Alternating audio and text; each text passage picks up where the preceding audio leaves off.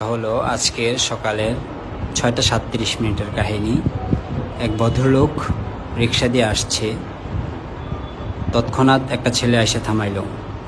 তো স্বাভাবিক, সে রিক্সাওয়ালা থামাইছে। থামানোর পর কি যেন বলতেছে, অথচ হাতে কোনো অস্ত্র নাই। সাথে সাথে দেখলাম যে আরও দুটো ছেলে আসছে, এই যে সাদা রেগ গেঞ্জি পরা, আর ওই পাশে আরেকটা ছেলে মাস্ক পরা।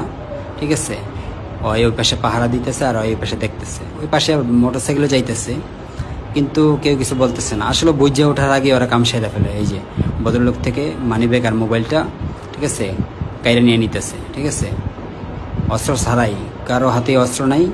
দেখে মনে হয় যারা হিরঞ্চি, দেখে মনে হচ্ছে ভদ্র ছেলে।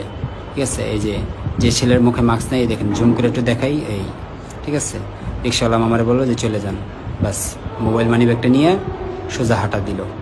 ঠিক আছে, তো সকাল সকাল যারা ভাইরিবেন খুব সাবধান, কেয়ারফুল। সকালবেলা রাস্তায় মানুষ কম থাকে, গাড়ি কম থাকে, তো ওরা এইভাবেই মানুষের পকেট লুটে নেয়। ঠিক আছে, এটা খুব কেয়ারফুল এবং সবাই সতর্ক থাকে।